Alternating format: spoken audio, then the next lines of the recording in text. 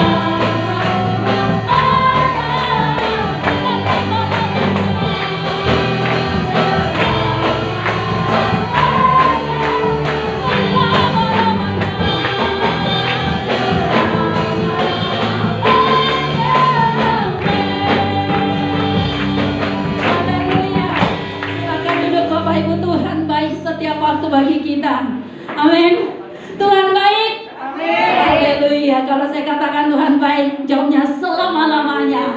Saya ulangi ya, Tuhan baik selama-lamanya. Tuhan baik selama-lamanya. Tuhan baik. Haleluya. Luar biasa. Kita mau siapkan hati kita untuk menerima firman Tuhan. Pada saat ini kita percaya firman Tuhan akan menjadi kekuatan bagi saya dan Bapak Ibu. Dan firman firman Tuhan juga akan meneguhkan setiap langkah-langkah kita. Mari kita buka hati kita sehingga firman Tuhan boleh bekerja di hati kita. Hati kita seperti tanah yang subur yang siap ditanami. Haleluya. Darah Yesus sucikanku.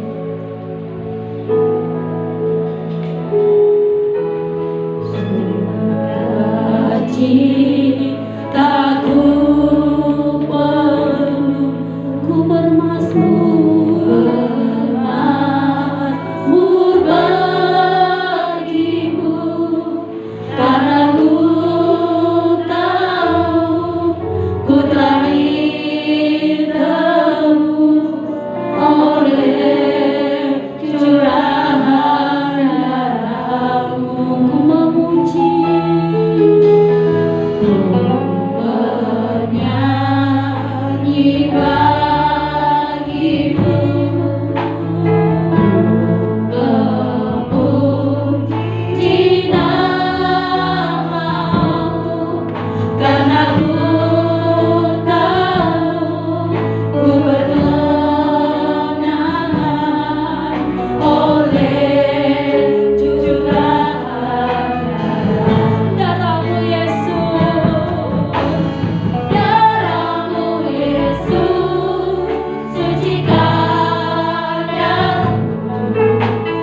darahmu Yesus bebaskan aku. Darahmu Yesus ubahkan aku, ku dijadikan. Darahmu Yesus, darahmu Yesus sucikan darahmu Yesus bebaskan darahmu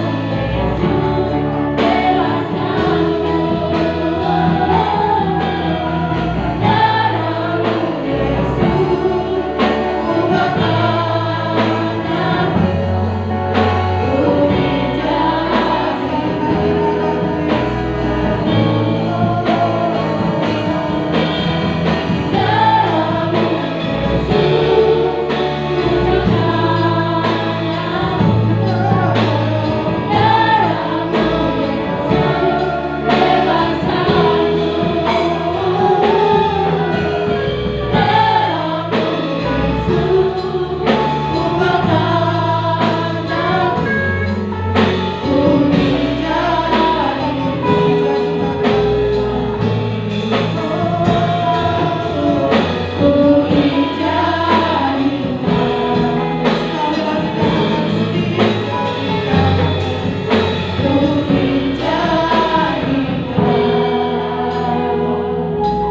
Berikan sorak-sorak kemenangan.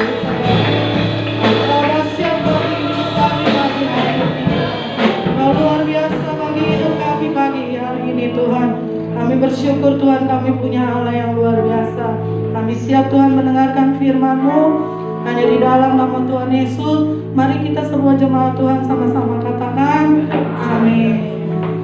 Ya, kita bertemu lagi ya Bapak Ibu di dalam hadirat Tuhan. Walaupun setelah sekian lama kita di rumah aja, setelah sekian lama sama-sama di karantina, mengheningkan cipta di rumah, nggak boleh kemana-mana. Kita bersyukur pagi hari ini Tuhan masih kasih kita kesehatan. Ada amin Bapak Ibu? Amin. Amin. Terima kasih buat hambanya yang memberikan waktu luar biasa buat saya menyampaikan firman-Nya. Biarlah melalui firman pagi hari ini kita boleh sama-sama dikuatkan, sama-sama kita boleh menerima apa yang Tuhan mau katakan. Mari kita sama-sama buka Alkitab kita di ayat yang sering kita dengar di Mazmur 91. Kita baca saja di ayat yang ke-14. Judulnya adalah, mungkin LCD-nya nggak nyala, cuma bisa ditampilin di TV. Melekat kepada Tuhan.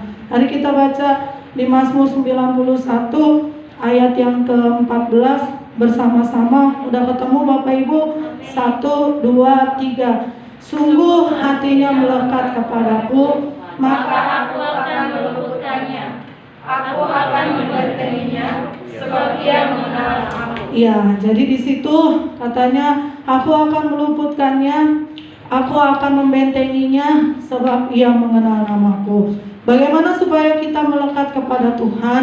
Bapak Ibu tahu ya, jadi saya kemarin sempat bagikan ilustrasi di anak-anak rumah pemulihan. Baju yang kita pakai ini, tahu ya Bapak Ibu, baju yang kita pakai ini melekat di badan kita. Jadi walaupun kita di rumah aja, pernah bagikan juga di guru-guru, walaupun kita di rumah aja, pernah nggak kita nggak pakai baju? Nggak pernah ya.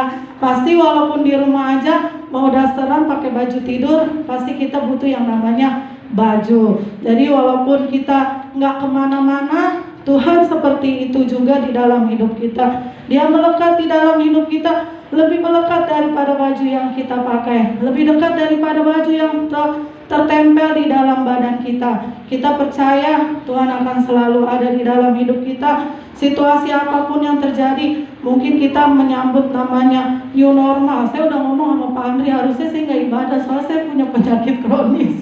Saya ngomong sama Pak Andri, katanya yang lansia-lansia yang punya penyakit kronis harusnya di rumah aja. Tapi kita bersyukur, jangan takut sebab kita diproteksi oleh tangannya Tuhan. Ada amin Bapak Ibu?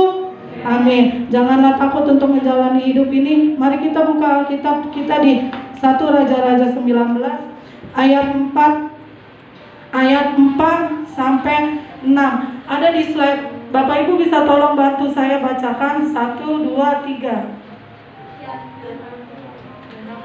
Saya bacakannya. Katanya di sini 1 Raja-Raja 19 ayat 4. Tetapi ia sendiri masuk ke padang gurun sehari perjalanan jauhnya, lalu duduk di bawah sebuah pohon ara. Kemudian ia ingin mati, katanya, cukuplah itu sekarang ya Tuhan, ambillah nyawaku, sebab aku ini tidak lebih baik daripada nenek moyangku. Ada yang tahu ini kata-kata siapa? Dia minta mati dan minta dicabut nyawanya oleh Tuhan, saking ketakutannya. Ada yang tahu ini diungkapkan oleh Nabi siapa? Ini diungkapkan oleh Nabi yang paling besar, Nabi setara Nabi Elia. Dia katakan, katanya, Tuhan di waktu itu habis menyembelih 450 Nabi Baal. Habis menyembelih 450 Nabi Baal. Cuman karena satu orang ratu yang menyatakan, cari Nabi Elia, bunuh dia. Dia lari ke padang gurun waktu itu. Dia duduk di bawah pohon ara. Kemudian dia minta mati sama Tuhan. Cukuplah itu sekarang ya Tuhan, ambillah nyawaku, sebab aku tidak lebih baik dari nenek moyangku. Nabi sebesar Elia, yang setelah habis menyembelih 450 Nabi Baal, yang setelah habis bertarung melawan 450 Nabi Baal, dan dia memenangkan pertarungan itu, tapi dia minta mati sama Tuhan. Kita percaya ya, kita bukan Nabi Elia, tapi kita nggak minta mati kan sama Tuhan. Akhirnya tugasnya Elia tidak selesai, akhirnya dia digantikan oleh Elisa. Kita percaya hidup kita yang berat ini, tapi kita tidak minta Tuhan ambil nyawa kita. Kita tidak minta Tuhan, tolong Tuhan akhiri saja hidup aku ini, sebab aku tidak lebih baik daripada nenek moyangku. Kita tidak berkata seperti itu kan, tutup pintu masuk kamar. Kita tidak berkata seperti ini. Makanya belajarlah kita supaya jangan pernah takut kita untuk menjalani hidup ini. Jangan kita pernah takut ketika kita melekat kepada Tuhan. Tuhan akan ada selalu di dalam sisi kita. Ada amin Bapak Ibu?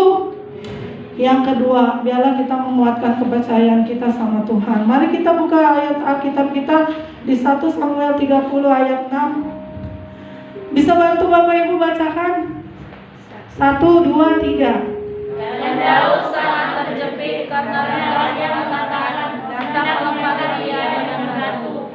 Seluruh rakyat itu telah pedih hati, masing-masing karena anaknya laki-laki dan perempuan. Tetapi Daud menguatkan kepercayaannya kepada Tuhan. Iya, Daud Ziklag, istri dan anaknya ditawan oleh orang Amalek. Rakyatnya benar-benar ingin melempari dia dengan batu, tetapi di dalam keadaan dia yang terjepit, justru Daud menguatkan kepercayaannya kepada Tuhan. Akhirnya dia menerima kemenangan dan berkat yang luar biasa di dalam Tuhan. Ada amin Bapak Ibu? Saya mau bagi kesaksian sebentar.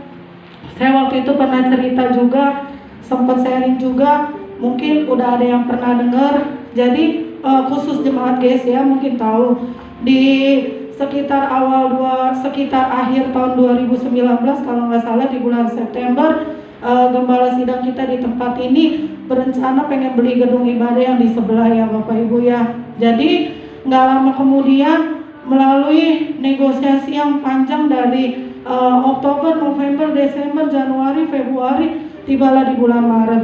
Tanggal 10 Maret 2020 saya ingat banget, waktu itu Pak Andri pergi ke notaris pembayaran cicilan yang pertama dengan yang punya rumah.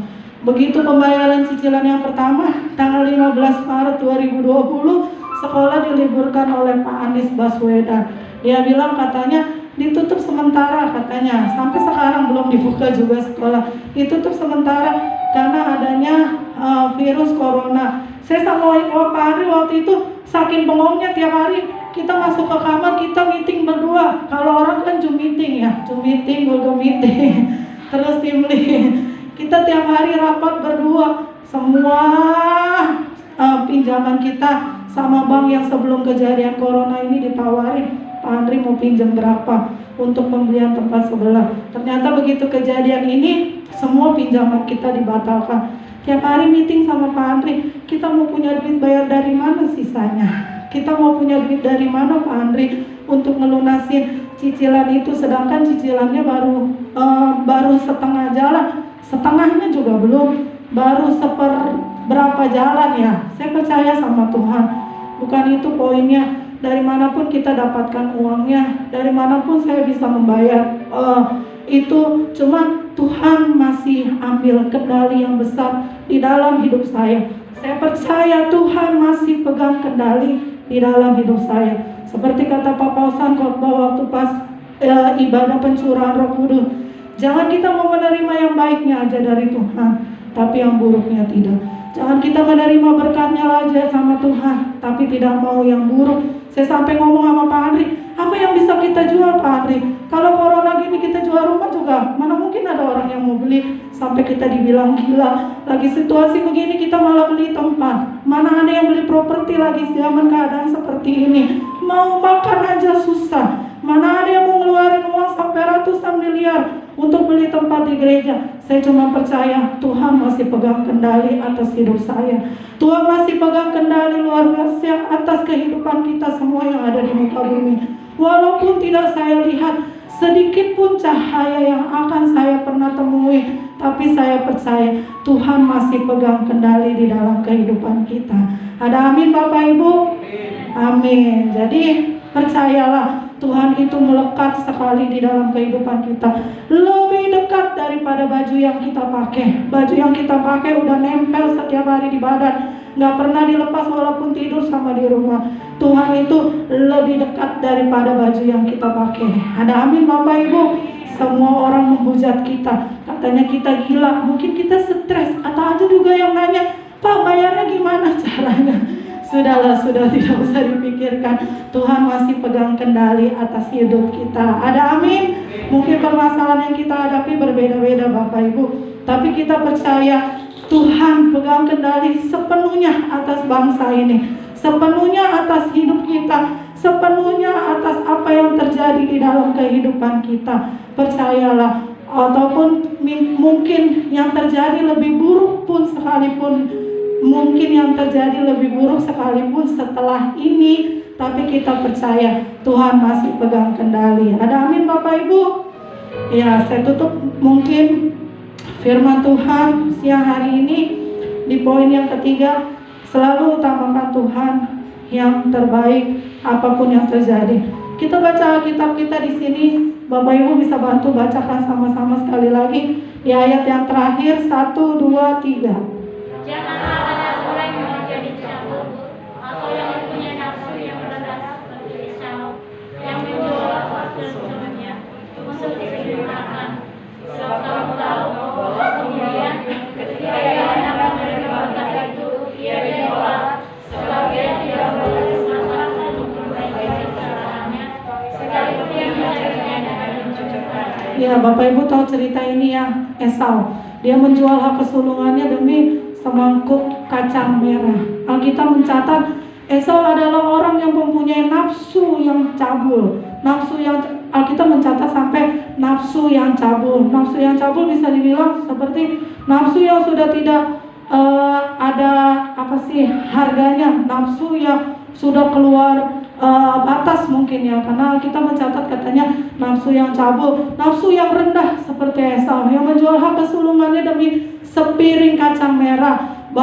Bahkan ketika dia untuk mau memperbaiki kesalahannya, sekalipun ia mencarinya dengan mencucurkan air mata, dia tidak menerimanya. Janganlah kita mengutamakan Tuhan daripada yang lain atas hidup kita seperti Esau.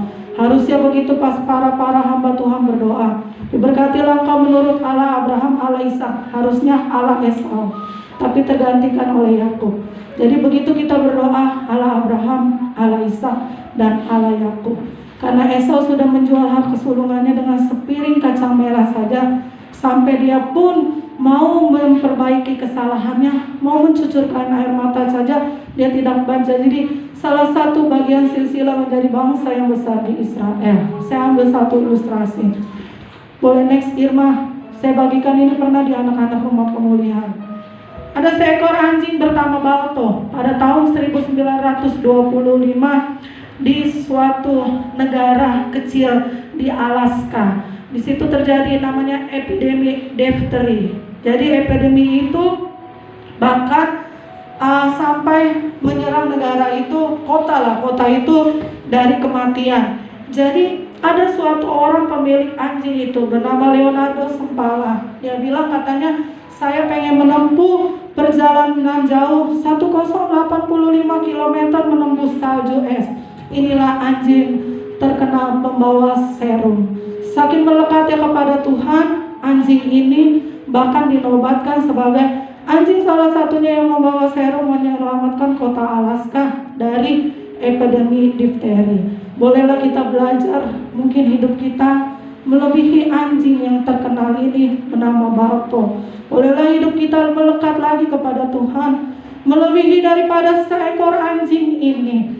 Tapi kita boleh belajar, Tuhan, kami mau Tuhan. Di hidup kita mungkin yang gak lama lagi. Mungkin banyak para hamba Tuhan menafsirkan Tuhan Yesus itu datang di awal, di tengah, atau di akhir. Kita gak tahu Tuhan Yesus datang kapan. Mau di awal, mau di tengah, di akhir. Yang penting kita jemaat Tuhan sudah mempersiapkan diri kita yang terbaik kepada Tuhan. Ada amin? Amin. Lanjut di ilustrasi yang kedua. Ada seorang Hendriawan berasal dari India. Namanya, boleh next Irma, boleh lihat di depan. Nama aslinya itu Sundar Singh. Dia itu lahir di India, terkenal dengan sebutan jubah kuning. Ada bukunya, perjalanan jauh yang ditempuh oleh seorang jubah kuning untuk memperoleh sesuatu yang bikin hatinya itu melalui nyaman. Hidup di dalam kemewahan. Dulu dia agamanya Hindu. Hidup di dalam kemewahan, harta melimpah, keluarga yang kaya. Pas umur 16 tahun, dia boleh menemukan yang namanya Alkitab. Jadi dia begitu mengenalnya Alkitab, begitu dia melekatnya sama Alkitab, keluarganya itu ditinggalkan sama dia. Sundar Singh, terkenal dengan nama jubah kuning, berjalan tanpa alas kaki dari kota ke kota, dari India sampai ke Cina, dengan satu tujuan, cuman dia pengen bilang begini doang. Dengan satu tujuan, kita nggak tahu dia pengen cari apa, karena dia dibesarkan dari keluarga kaya dari India, lahir dari keluarga Hindu. Pada tahun September 1889, dia memutuskan untuk dibaptis dan mengikut Tuhan. Dia cuma mengatakan satu hal aja, si Sundar Singh ini. Begitu melekatnya saya kepada Tuhan, tidak ada lagi yang berharga di dunia ini selain pengenalannya akan Tuhan. Jadi dia mengabarkan Injil dari desa ke desa, dari kota ke kota. Dia cuma mengatakan satu hal saja, aku mengasihi Engkau Tuhan. Bisakah kita seperti Sundar Singh ini? Mungkin nggak terkenal Sundar Singh, terkenalnya dia jubah kuning. Orang banyak menyebutkan dia dengan nama jubah kuning.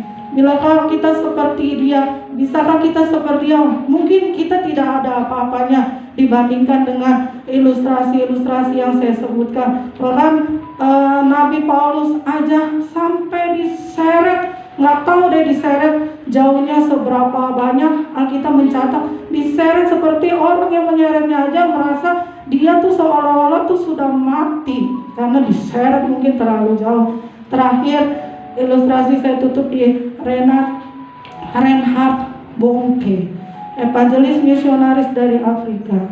Sejak tahun 1967 dia diutus sama Tuhan dari Jerman, dikirim ke Afrika. Satu kota yang kecil, satu kota yang tidak ada kehidupan mungkin di dalam diri dia.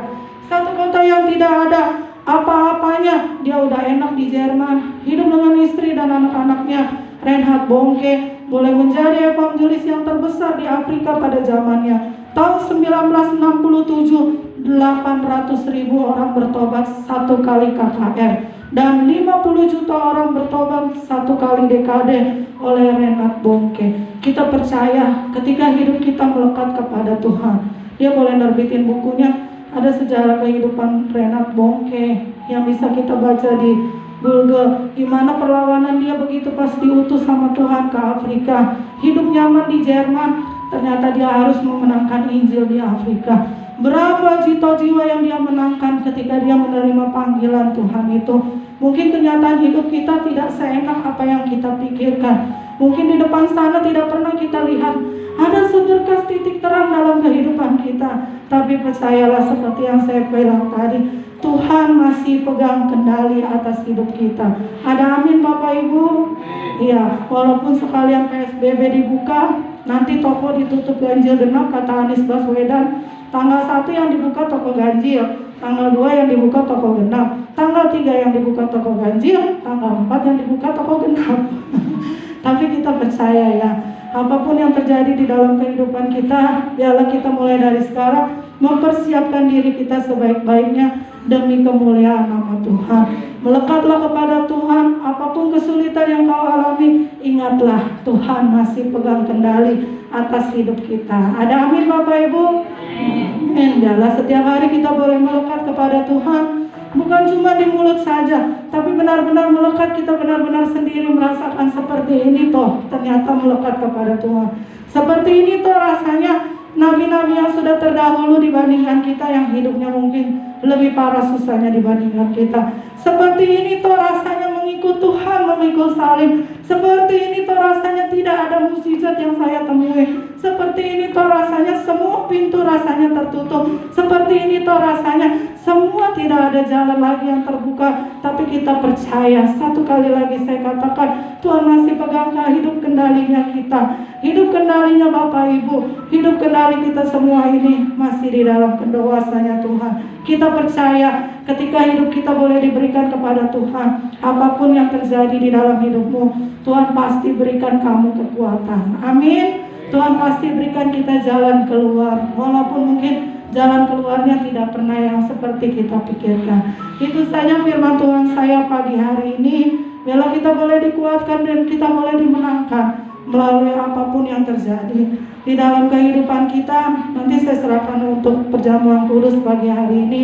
Percayalah Tuhan Yesus itu selalu ada di dalam kehidupan kita. Amin. Saya serahkan kepada hamba-Nya. Mari kita sama-sama kita bangkit dulu. Mari kita siapkan buat perjamuan kudus. Hamba Tuhan melayani bisa maju ke depan. Mari kita boleh mengucap syukur kita kepada Tuhan. Oleh karena kemurahan Tuhan, saya dan Bapak Ibu ada di tempat ini. Kau yang datang yang sakit, percayalah bahwa Tuhan Yesus sembuhkan kita. So yang datang dengan beban masalah rumah tangga, percayalah waktu kita angkat tangan, Tuhan Yesus turun tangan buat kita. Haleluya.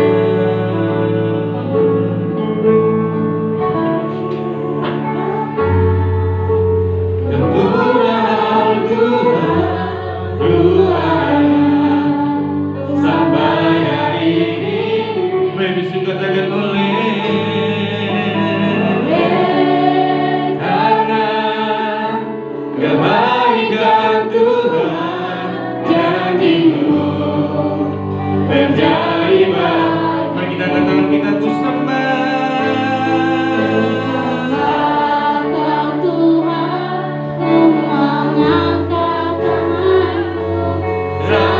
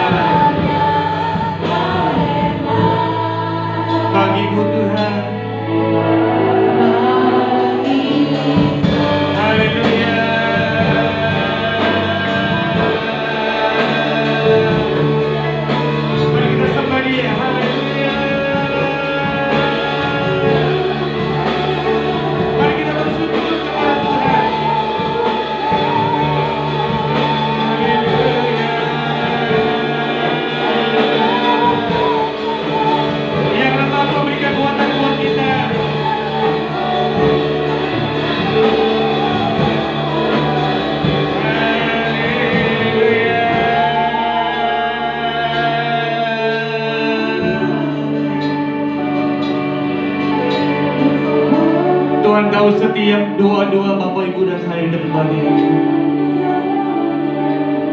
Berapa bulan kita beribadah di rumah, dan hari ini Tuhan berikan kita kesempatan untuk kembali bersama-sama dengan sidang jemaat Tuhan pagi hari. Untuk yang datang dengan masalah rumah tangga, sakit, penyakit, ekonomi, percayalah waktu kita mengambil perjamuan kudus ini, Tuhan hadir di hati kita di tempat ini. Haleluya.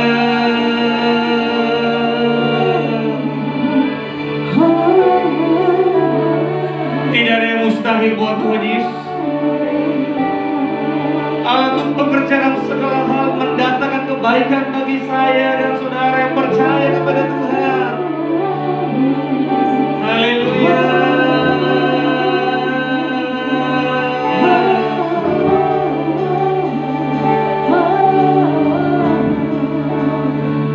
Terima kasih Bapa.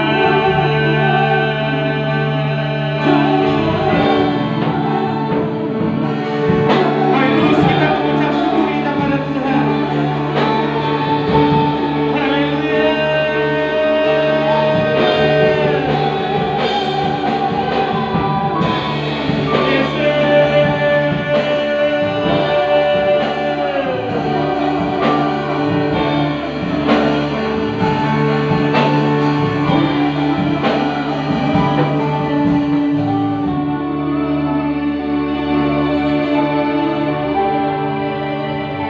Taruh tangan kananmu saudara-saudara sebelum kita mengambil perjamuan kudus pagi hari ini. Sungguh besar setia Tuhan buat kami.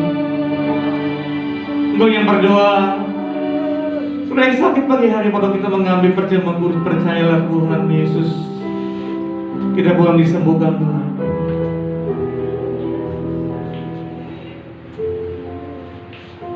Terima kasih Bapak.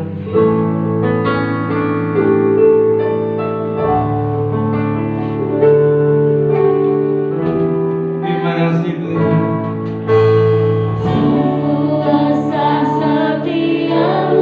Mari lebih sungguh katakan Engkau nyata dalam hidup kami Tuhan. Nyata di sepanjang hidup. Haleluya. Dalam telah layak.